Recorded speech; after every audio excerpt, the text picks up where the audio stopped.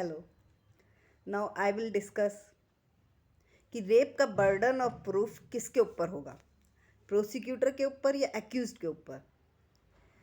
तो पहले तो ये 114A में आता था इंडियन एविडेंस एक्ट के, बट ये जो अब भारतीय साक्ष्य संहिता आया है इसके 120 को यदि देखेंगे तो उसमें रेप का बर्डन ऑफ प्रूफ बताया गया है।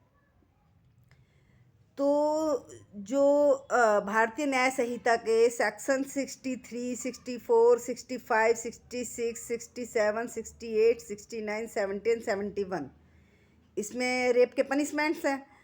तो इसमें केवल 64 का जो क्लॉज 2 है, जिसमें कि जो रेप किया गया होता है पब्लिक ऑफिसर्स के द्वारा या फिर किसी हॉस्पिटल के द्वारा या किसी डोमिनेंट अथॉरिटी में जो होते हैं रिलेटिव्स के द्वारा, तो उनका जो बर्डन ऑफ प्रूफ है वो ही केवल हमारे भारतीय साक्ष्य संहिता के 120 में कवर करेगा, जो कि 114A पुराना एक्ट है उसके हिसाब से केवल वो ही कवर करेगा जो सेक्शन 64 क्लॉज 2 भारतीय न्याय संहिता के अंदर है। जो अदर हैं जैसे सेक्शन 64 क्लॉज 1 हो गया, 3 हो गया, 65 हो गया, 66 हो गया, ऑनवर्ड 71 तक जो अदर हैं उसमें बर्डन ऑफ प्रूफ क्या है, उसमें केवल विक्टिम को ही प्रूव करना पड़ेगा, प्रोसिक्यूटर को ही प्रूव करना पड़ेगा कि ये जो कि अक्यूज ने इनके साथ इंटरकोर्स किया है और उसके विदाउट कंसेंट हुआ है। इसमें सारा बर्डन ऑफ प्रूफ प्रोसिक्यूटर के ऊपर चला जाता है। और जबकि 64 क्लॉज 2 का जो बर्डन ऑफ प्रूफ है सारा अक्यूज को प्रूव करना पड़ेगा कि ये विदाउट कंसेंट हुआ था, मतलब विद कंसेंट हुआ था, क्योंकि अक्यूज तो कहेगा ही कि भाई सामने वाले ने कंसेंट दिया है, तो उसे प्रूव करनी पड़ेगी। तो उस केस में क्या होता है कि अक्यूज्ड का मतलब बहुत अक्यूज्ड पर हैवी बर्डन पड़ जाता है कि वो प्रूव करना। और जब प्रोसिक्यूटर के ऊपर प्रूव करने की बात आती है तो प्रोसिक्यूटर के लिए भी मतलब वो हो जाता है कि उसने कंसेंट नहीं दी है, उसको प्रूव करना पड़ता है। तो कहेंगे कि मतलब केवल जो पब्लिक ऑफिसर्स हो गए या फिर रिलेटिव्स हो गए जो हाई मैटर हैं, जिन पर हम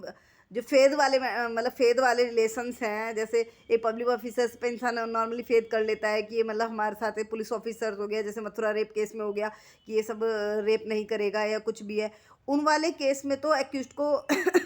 बर्डन डाल दिया जाता है कि तुम प्रूव करो। और प्रोसिक्यूटर से नहीं कहा जाता है कि तुम बस उसको प्रोसिक्यूटर को दो ही चीज़ दिखानी होती है कि इंटरकोर्स हुआ विदाउट हिज कंसेंट हुआ, मगर बर्डन प्रूफ उसे प्रूव करना पड़ेगा एक्यूज्ड को कि ये विद कंसेंट हुआ है। बट और अदर केस में जैसे 64 क्लॉज 1, 3, 65 ऑनवर्ड 71 तक सारा बर्डन ऑफ प्रूफ प्रोसिक्यूटर के ऊपर जाता है कि दिस इज विदाउट कंसेंट, उसे प्रूव करना पड़ेगा कि बिना कंसेंट के हुआ है। तो ये इसका मतलब वो है कि बर्डन ऑफ प्रूफ के रिगार्डिंग कि मान लिया रोड पर यदि कोई लड़की आ रही है और उसको नॉर्मली कोई मजदूर या रिक्शा पुलर या कोई भी बंदा यदि उसके साथ रेप कर दे, तो विक्टिम का एक तरफ से प्रोसिक्यूटर को ही प्रूव करना पड़ेगा कि उसकी कंसेंट नहीं थी, उधर एक्यूज को कुछ प्रूव नहीं करना है। यदि विक्टिम प्रूफ नहीं कर पाती है, प्रोसिक्यूटर प्रूफ नहीं कर पाता है, तो मतलब वो उसमें ये केस जो है एक्यूज के फेवर में चला जाएगा। तो ये इसमें बर्डन प्रूफ इसलिए समझना इसका बहुत ज़रूरी है रेप का।